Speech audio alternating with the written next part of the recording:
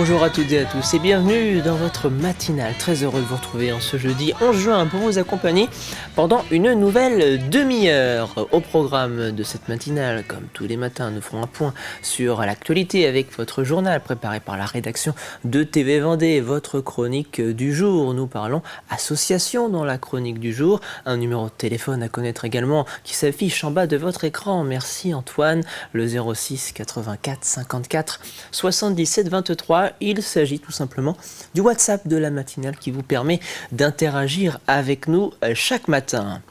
Et pour commencer cette matinale, jetons un coup d'œil à la carte météo de votre jeudi 11 juin. Et il fait plutôt beau ce matin en Vendée. Tout est relatif, bien évidemment. Mais le soleil brille déjà aux quatre coins du département avec un léger voile par-ci et par-là. Comptez 7 degrés en moyenne dans les terres au réveil en Vendée ce matin. 12 degrés du côté du littoral avec un vent de nord-ouest qui souffle sur le territoire. Cet après-midi, le temps est toujours très agréable avec un ciel dégagé, comptez entre 19 et 22 degrés pour les températures. Du côté des marées du jour, les coefficients remontent petit à petit. En cette mi-juin, comptez 61 et 65 pour les coefficients de marée du jour, avec une prochaine pleine mer qui vous attend en début d'après-midi, 14h21 à la Tranche-sur-Mer, 14h28 du côté du passage du Gois, ce qui veut dire que l'océan se rapproche petit à petit de notre littoral vendéen. Un mot également des chantiers que vous pourriez rencontrer ce matin sur la route. Vous avez peut-être prévu de prendre votre voiture pour aller faire les courses, pourquoi pas ce matin. Voici deux secteurs qui peuvent vous embêter sur la route ce matin, du côté de Chaland notamment. Et ces travaux liés à l'adhérence de la route à l'approche du rond-point de la Porte de Nantes. Attention si vous prenez la rocade de Chaland donc, des basculements de voies sont opérés.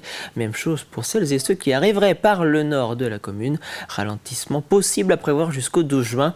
Et puis du côté de Beaulieu-sous-la-Roche, des travaux de réfection de la chaussée sur la route, la D42 qui relie la commune à Venanceau. Voie interdite, une déviation est mise en place jusqu'au 19 juin prochain. Et sans plus attendre, il est l'heure de passer à votre journal préparé par la rédaction de TV Vendée. Comment continuer de séduire le public à venir séjourner en Vendée et surtout comment diversifier les canaux de promotion de notre territoire? C'est sans doute l'une des questions que s'est posée Vendée Expansion, en charge de promouvoir le tourisme vendéen, et cette dernière a choisi de passer par une technique de communication en plein essor, celle de miser sur les créateurs et les créatrices de contenu, des passionnés de voyage et d'aventure qui collaborent avec des entreprises, des marques ou encore des collectivités pour nourrir leurs blogs et leurs réseaux sociaux.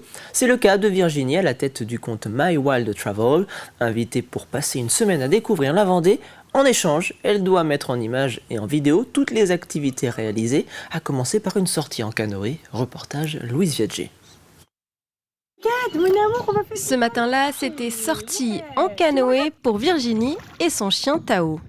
On passe beaucoup de temps juste devant l'ordi et là, c'est vrai que de pouvoir créer du contenu dans ce cadre incroyable, face à des paysages nature comme ça, c'est le rêve. Avoir près de 140 000 abonnés sur Instagram, ça ouvre des portes. Virginie est créatrice de contenu. Elle fait de la photo, de la vidéo en collaboration avec des marques ou des structures pour mettre en valeur des produits ou des destinations comme ici en Vendée. Un métier qui lui permet aujourd'hui de gagner sa vie. J'ai créé mon blog et j'ai commencé justement à faire tout ça. Ça a été pas évident au début parce que c'est vrai que c'est un métier quand même qui est très concurrentiel, il y a beaucoup de monde et il faut vraiment trouver sa niche en fait. Et moi c'est vrai que j'adore voyager en van avec mon chien et je pense que la niche a été trouvée en fait toute naturellement et c'était je pense aussi une bonne période parce que c'est vrai que c'est la van life aujourd'hui, les voyages en van se développent énormément et c'est vrai que via mon compte je vais donner énormément de tips pour voyager, je vais donner énormément d'idées de destination, de voyage. Virginie n'est pas ici par hasard. Elle a signé un contrat dont les accords financiers restent confidentiels avec la marque en Vendée. Elle doit produire du contenu et parler de son séjour dans notre département. C'est un credo sur lequel on souhaite vraiment aller aller parce qu'on se dit qu'aujourd'hui, les gens, et déjà depuis quelques années, bâtissent leurs programmes de voyage ou de court séjour aussi notamment via les blogs et les contenus de blogs qui ont des contenus très incarnés. Donc c'est important aussi qu'on puisse valoriser ce type de contenu, aller toucher une cible un peu différente qui ne lit pas forcément les journaux traditionnels, qui regarde peut-être moins les JT, peut-être une cible un peu plus jeune. Ils vont suivre Virginie parce qu'ils aiment les contenus qu'elle produit et ils vont tomber sur ça et ils vont se dire « Oh, mais pourquoi pas en fait venir en Vendée ?» Et c'est vrai qu'il y a plein de choses à faire. Il est encore trop tôt pour évaluer les retombées économiques de ces séjours d'influenceurs. Une chose est sûre, ces types de contrats vont se multiplier à l'avenir. Et puisque nous parlons de découvrir notre département, sachez que vous retrouverez dès demain, vendredi 12 juin, le premier épisode de l'émission Vendée Aventure sur notre antenne, un périple sportif et culturel qui a mené 4 duos de candidats à parcourir notre département. Pour la deuxième année consécutive, une classe de collégiens de l'établissement Saint-Exupéry de Pouzauges a initié un projet afin de récolter des fonds pour l'association Kids Day qui aide les familles dont les enfants sont touchés par des maladies orphelines. Les collégiens étaient donc présents ce lundi du côté du marché de Jars-sur-Mer pour exposer et vendre des jeux en bois construits par leurs soins ainsi que des poteries pour le jardinage donné par l'association Luton, un projet solidaire et fédérateur qui a tout de suite accepté de rejoindre l'association. Nous, on a réalisé des jeux comme le cornhole et un jeu qui s'appelle le palstrap. Et après, les poteries, c'est notre association entreprise marraine qui s'appelle Luton, qui est aussi une entreprise locale qui nous a gentiment aidé à nous donner des pots, des poteries, des zoyas, voilà, pour le jardinage. Ça fait plaisir parce que c'est quand même du travail qui aboutit. On a pris beaucoup de temps, donc on était répartis sur différentes tâches. Donc quand ça marche enfin, on est fiers de cette réussite, quoi. Surtout qu'il y a beaucoup de monde qui viennent, donc ça fait plaisir. À l'époque d'aujourd'hui, ça fait chaud au cœur parce qu'on voit qu'il y a encore des jeunes qui sont sensibles à la maladie, au handicap et à la douleur. J'ai du mal même à expliquer ou à trouver les mots pour le dire. Quand on voit ce qu'on voit derrière là, on peut qu'avoir que le sourire. Et puis en plus, ils vont voir où va aller l'argent et avec quel enfant ils vont aider, comme l'année dernière. Vous avez peut-être récemment souhaité vous débarrasser de vieux vêtements en les déposant dans les bornes Le Relais afin de les recycler. Mais une fois sur place, impossible de les déposer. Le syndicat de gestion des déchets Trivalis a annoncé hier que le ramassage des textiles par Le Relais avait cessé le 4 juin dernier, la conséquence d'une crise nationale de la filière de valorisation du textile, aggravée par un coût du gasoil qui impacte les déplacements pour collecter. Les usagers sont donc invités à conserver pour le moment leurs vêtements et chaussures chez eux et à ne pas les jeter dans les ordures ménagères.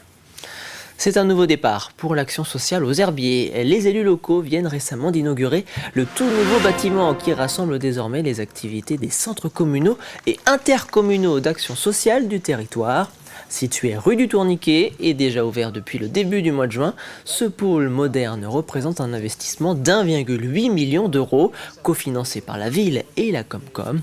Sur place, une trentaine d'agents travaillent désormais ensemble pour offrir un accompagnement de proximité plus performant, un outil devenu indispensable pour le territoire qui enregistre déjà plus de 1700 accueils physiques et soutient quotidiennement 460 personnes.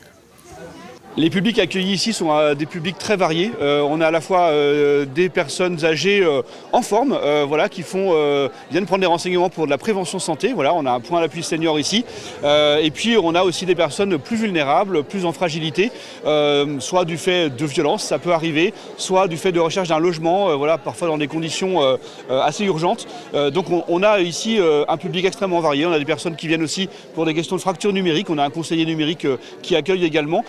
Voilà, donc en fait, des gens qui viennent ici viennent pour des raisons très très différentes, mais nous avons la capacité de les accompagner, quelles que soient ces problématiques. En fait, on avait des services qui étaient un petit peu dispatchés, tout à la fois du CCAS et du SIAS, et donc l'idée pour nous, c'était de regrouper en un lieu unique, en face de l'hôtel des communes, en face de la mairie des Herbiers, ce qui permet d'une unité de lieu également, parce que c'est quand même de l'autre côté de la route, un endroit dans lequel parfois on vient parce qu'on a besoin d'une solution en termes de solidarité, mais on peut aussi venir à la mairie pour autre chose ou à la communauté de communes pour des problèmes d'urbanisme, etc. Plus de 400 000 repas sont préparés chaque année dans les cuisines de l'établissement public de santé mentale de Vendée, Georges Mazurel. Le PSM qui s'est engagé dans une démarche de labellisation de sa restauration. Pour cela, plusieurs actions sont menées pour obtenir le label Mon Resto Responsable. C'est le cas par exemple d'une étude sur le gaspillage alimentaire, une première pour un établissement sanitaire et médico-social en Vendée. Mon Resto Responsable est une démarche volontaire qui marque des engagements pour 2 ans sur 4 piliers, le bien-être, l'assiette responsable, le côté territorial et social et environnemental. Donc là, nous allons comme engagement entamer le passage de la barquette plastique à quelque chose de plutôt réemployable. L'idée, c'est aussi de retravailler nos menus avec des produits bio et des produits de qualité, mais en plus grande quantité par rapport à ce qu'on propose nous aujourd'hui. C'est de former aussi mieux nos professionnels au menu végétarien, travailler les légumineuses. C'est former nos professionnels à la manutention des charges, au réveil musculaire le matin collectif. L'idée, c'est de les mettre dans les meilleures conditions possibles pour pouvoir faire la meilleure prestation pour nos patients, nos résidents et notre personnel. Les établissements médico-sociaux de Luçon, eux, se sont réunis pour organiser une marche gourmande sur le site des Guiffettes. 6 structures ont partagé un événement rassemblant personnes accompagnées, professionnels du médico-social ou encore partenaires du territoire. Un moment de partage au fil d'un parcours ponctué d'étapes gourmandes qui a fait le bonheur de tous, comme a pu le constater pour nous Cyril Guillet. Près de 200 participants, dont 120 usagers et résidents, se sont retrouvés sur le site des Guiffettes pour une marche gourmande de près de 5 km. C'était le principe du repas, l'apéritif sur le premier stand et après il y avait les entrées, les plats et tout ça sur collation très intéressante pour chacun. Visiblement, tout le monde était ravi. 5 haltes gourmandes étaient proposées aux marcheurs et pour la première fois, la résidence Senior Espace et Vie était de la partie. Ça vous a plu ? Très bien. Qu'est-ce qui vous plaît ? Tout. Les copines, les copains, tout le monde. De manger les casse-croûtes. Et puis manger les casse-croûtes, oui, effectivement. L'ambiance était au rendez-vous et chacun a pu profiter à sa manière, à l'image de Rémi, résident au foyer du Bois Moka. On voit un beau parcours et on voit des animaux. On partage beaucoup de choses avec d'autres foyers, c'est maisons de retraite, tout ça. Ça nous fait du bien. Est-ce que je peux prendre une entrée ? Une entrée fixée ? Le but aussi, c'est de leur faire découvrir autre chose à l'extérieur, en dehors des pique-niques. Et du coup, de pouvoir partager ces moments-là avec les autres résidents aussi.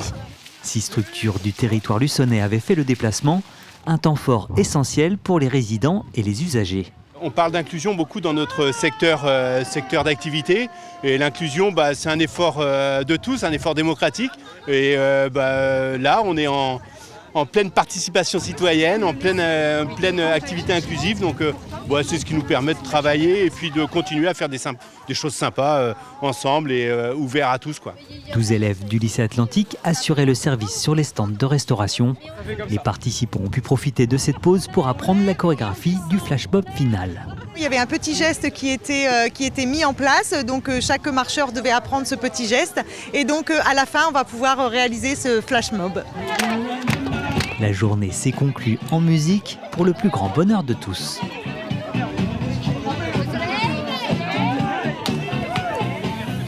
Et on termine ce journal du côté des Achards, où l'EHPAD Béthanie fêtera ses 60 ans le 3 juillet prochain. Alors, à un mois de cette date anniversaire, l'établissement a organisé une parade reliant l'EHPAD aux Halles des Achards. Résidents, familles ou encore élèves de la MFR étaient présents pour participer à l'événement. Un moment convivial intergénérationnel apprécié de tous avant le 3 juillet prochain, où un dîner champêtre sera organisé. On est très heureuse d'être là. Moi personnellement, j'aime bien partager des moments comme ça avec les personnes âgées. C'est un moment de lien et ça fait des souvenirs. Puis franchement, c'est un bonheur de les voir aussi joyeux, puis de les voir en sortie et avec nous, puis pour partager ce moment-là. Oh ben c'est très bien. C'est très bien. Ça me plaît. C'est une réussite de faire la fête aujourd'hui.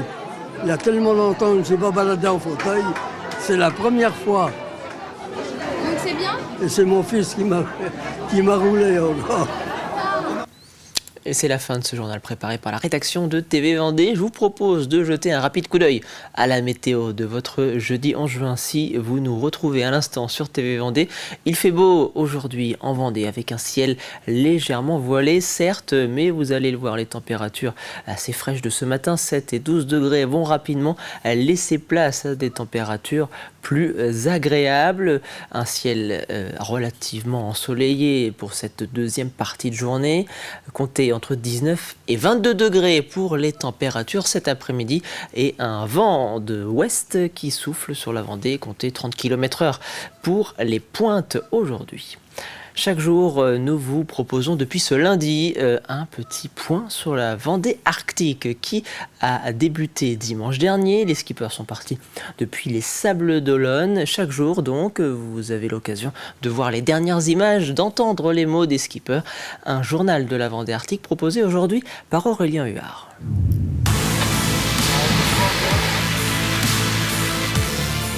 Et bah, andiamo a fare la pescatina! C'est l'image forte de ces dernières 24 heures sur la Vendée Arctique. L'Italien Ambrogio Beccara en combinaison de plongée sous la coque de son IMOCA pour retirer un filet de pêche et une bouée emmêlée dans la quille. Il a dû s'y reprendre à 5 fois pour parvenir à les retirer. Et ça c'est fait! Ripartiti a Cannes verso il Grande Nord! Mamma mia, che avventura sta regata! Oh. Insomma, nella chiglia c'era una specie di...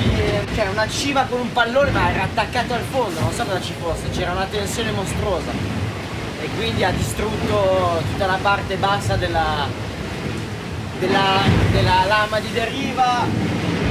Però vabbè, non credo che sia... cioè non è grave, però vorrei dire che bisognerà ripararlo quando arriviamo all'Orion. E l'acqua credevo più fredda.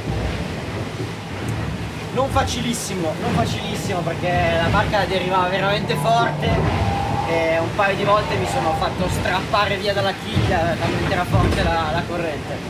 L'Italien peut donc reprendre normalement sa route vers le nord, en 4e position derrière Violette d'Orange et devant Francesca Klapczyk. Le trio s'est engagé à l'ouest des îles Féroé. Au nord-est de l'archipel, Sam Goodchild, en tête depuis le début de la course, s'apprête à franchir le cercle polaire arctique ce jeudi matin, tout comme Elodie Bonafous. Rappelons qu'aucun point de franchissement du cercle polaire n'est imposé aux skippers. Ces derniers peuvent profiter d'une période de transition avec un peu plus de calme, mais les conditions vont de nouveau se muscler. On sent bien que le fait qu'on est bien nord quand même à minuit, il n'a jamais vraiment fait nuit noire. Et puis là, on a des vents assez faibles. J'ai réussi à pas mal dormir cette nuit. Ça m'a fait vraiment du bien. Je pense que personne n'a dormi grand-chose depuis le début parce que c'était quand même des conditions complexes. Ça va forcir un peu là d'ici quelques heures. Donc je vais essayer de ranger, mettre le bateau clean et aller m'allonger et manger un peu avant pour être à fond les ballons. Quand il y aura de l'air, il faudra prendre un rythme. Au classement de 17h ce mercredi, le leader Sam Goodchild comptait 76 000 d'avance sur Elodie Bonafous. En 3e position, Violette d'Orange devance de 22 000 Ambrogio Beccaria et de 48 000 Francesca Klapczyk. Un peu plus loin, en 6e et 7e position, Arnaud Boissière et Nico Destet naviguent le long des îles écossaises. Au large de l'Irlande, Manuel Cousin ferme la marche à déjà plus de 560 000 de la tête de flotte. On arrive! On lâche pas!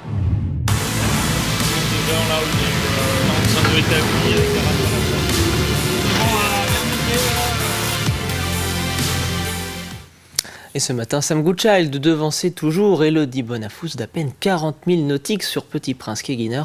Violette d'Orange complète, elle, le podium sur Initiative Cœur. Un trio de tête à moins de 100 000 du cercle polaire arctique qui pourrait donc être franchi dès aujourd'hui. Place désormais à la chronique du jour.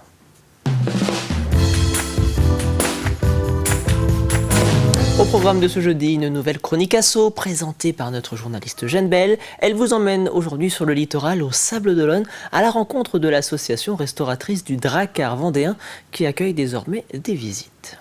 Bonjour et bienvenue dans cette nouvelle chronique asso.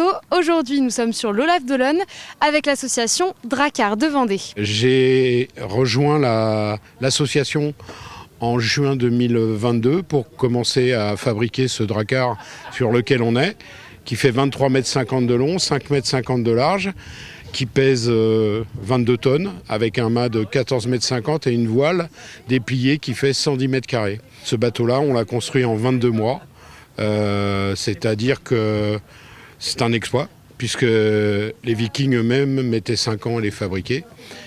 Et les Vikings ont débarqué en Vendée, et c'est pour ça aussi qu'on a décidé de construire un dracar, puisque les Vikings sont arrivés en 799 et ils ont posé le pied sur l'île de Noirmoutier.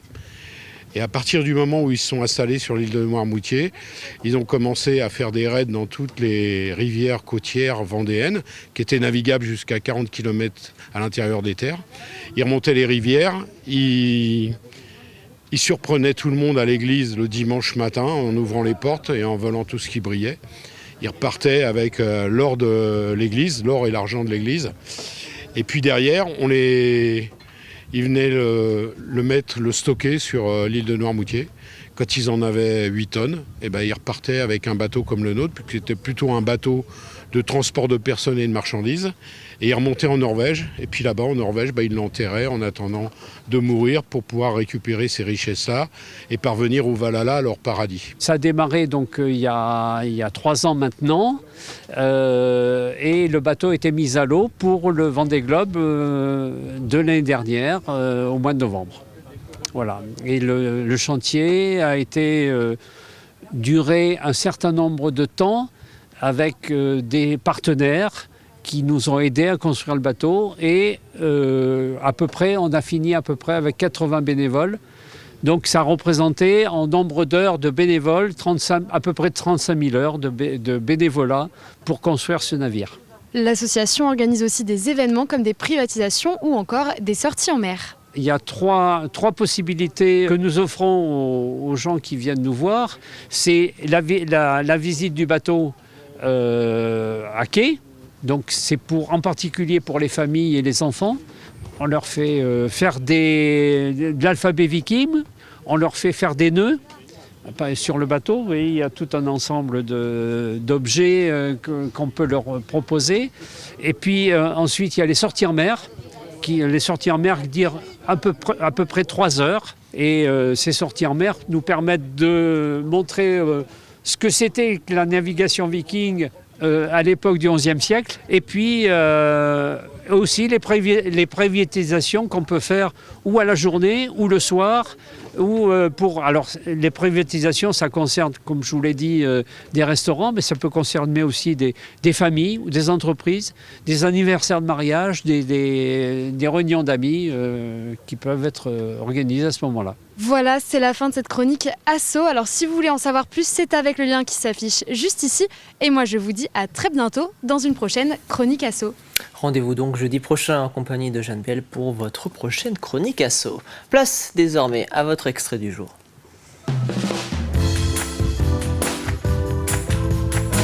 Place aujourd'hui à l'émission Vivez la Vendée, présentée par Louise Viager. Elle vous emmène aujourd'hui dans les coulisses de ce projet participatif dans l'école de Saint-Étienne-du-Bois. Est-ce que tu peux me présenter ce projet et comment c'est né en fait déjà ? Alors, moi, je suis une maman d'élèves et avec d'autres parents d'élèves, je suis rentrée dans l'association de l'APEL et le GEC, donc toutes les associations qui regroupent les parents d'élèves qui veulent s'investir dans les écoles. En fait, on est parti d'un constat visuel, en fait, en traversant, par exemple, la cour et les classes. On voit que l'école, elle commence à vieillir. C'est une vieille école et je pense qu'il y a eu quand même assez peu de travaux, en tout cas de décoration, qui ont été faits ces dernières années. Et du coup, on s'est dit que ça serait sympa quand même de mettre un peu de joie et de couleur dans l'école et particulièrement dans la cour de récréation. Et du coup, on s'est dit, bon, on n'a pas d'argent, comment on fait ? Donc c'est vraiment un projet collectif, comme je l'ai dit en introduction, pour refaire déjà le Porsche, à commencer là où on est. Vous avez commencé à faire des petits dessins, c'est ça ? Exactement, c'est notre premier projet. On s'est dit c'est l'entrée, c'est parfait pour commencer, ça donnera le ton. En plus, les dimensions étaient quand même assez réduites, ça nous permettait aussi de ne pas s'engager sur quelque chose de trop complexe. Du coup, on a pensé des options qu'on a fait valider par la directrice de dessin et on les a proposées sur les réseaux. Les gens devaient choisir entre 2 modèles. Ils ont carrément fait des propositions. On a fini par mixer les modèles. Et voilà, après 2 longs week-ends de travaux, on a réussi à finaliser le Porsche. On est trop contents. Okay. Un nouveau numéro que vous retrouvez donc aujourd'hui sur TV Vendée. Nous approchons de la fin de cette matinale. Il est donc l'heure de votre café cuisine.